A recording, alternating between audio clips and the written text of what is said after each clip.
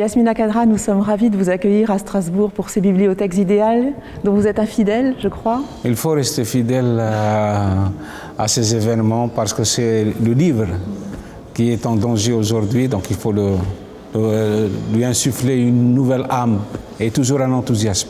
Oui, donc ces bibliothèques idéales ont une saveur un peu particulière cette année. Oui, parce que d'abord, les gens nous ont manqué pendant la pandémie, le confinement et tout. Et la rencontre avec les lecteurs, ça a été presque quelque chose qui relevait du passé, hein, d'une vie antérieure. Puis d'un seul coup, on revient, malgré tous les dangers, mais il faut prendre des risques. La vie, c'est un choix qui est plein de risques. Et les dernières nouvelles d'Alsace titraient dernièrement sur cet événement, justement, qu'il y avait une urgence de littérature.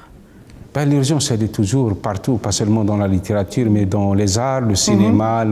Parce que, voyez-vous, les prophètes sur Terre, ce sont justement les comédiens, les dramaturges, les écrivains, enfin, tous ceux qui nous apportent un peu de gaieté et qui changent un petit peu la banalité de nos jours, c'est ça, là. Dans quelles circonstances avez-vous écrit votre dernier roman, Le sel de tous les oublis, paru chez Julliard? Oh, des circonstances traditionnelles, une inspiration, une thématique qui m'interpelle et je me suis mis, j'ai plongé dans un texte, j'ai nagé à contre-courant pour emmener justement c'est une occasion pour le lecteur de sortir un petit peu de cette période d'absence, parce que moi c'est ce que je l'appelle la période des absences. Des absences. Tout nous a manqué pendant cette pandémie, les amis, les petites habitudes, la désinvolture, cette façon d'aller s'asseoir tout de suite dans une brasserie, prendre un café, tout ça nous a manqué. Donc c'est une longue saison des absences. Et voilà, ce livre, c'est une manière de sortir un petit peu de tout ça, et je les emmène sur les routes. Oui, alors parlez-nous du personnage d'Adam, justement. Ben, Adam, c'est quelqu'un qui ne s'attendait pas du tout à ce que sa femme le quitte, et qui pensait que tout lui était permis, tout lui était acquis. Et la femme part et d'un seul coup, il s'aperçoit que sans elle, le monde n'est que platitude, vide, néant, absence, enfin tout ce qui est réducteur. Et il s'en va. Il fuit cette vérité, il essaye de se néantiser, de disparaître comme une volute de fumée. Il prend les chemins, c'est là où il rencontre la vie.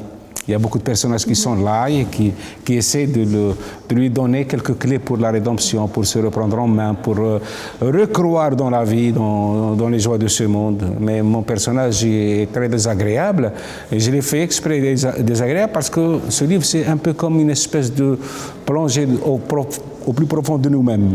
Chercher ce qui nous reste d'humanité dans notre âme. Si nous pouvons avoir encore un peu d'empathie pour ce personnage, c'est qu'on est pleinement humain. C'est qu'on est humain. Ouais. Et vous lui donnez aussi un peu la forme d'un conte, finalement. Moi, c'est un conte philosophique. Ce sont des leçons de vie. Nous avons besoin de rencontrer ces gens-là dans notre vie. Moi, Mika, par exemple, c'est un personnage que j'ai créé et qui m'a appris beaucoup de choses sur moi-même. C'est fantastique. Vos personnages vous apprennent des choses sur Oui, surtout Mika. Mika, je pense que c'est un personnage qui va rester. Et c'est un roman aussi qui aborde, comme vous le disiez, de nombreuses leçons finalement sur l'existence, mais surtout notre grande capacité de résilience. Écoutez, la résilience, c'est obligatoire. Sinon, on ne ferait que respirer l'air des autres. La résilience, c'est un impératif, c'est un devoir, c'est un droit. Il ne faut jamais baisser les bras. Tant qu'on a une vie, il faut la vivre pleinement. Avec ses hauts et ses bas, ses peines et ses joies, ça n'a pas d'importance. Parce que finalement, nous ne sommes que des fantômes en avant sur notre heure. C'est une belle leçon, surtout dans les périodes que l'on vit actuellement. Merci. Et il faut s'accrocher à la vie. Merci beaucoup.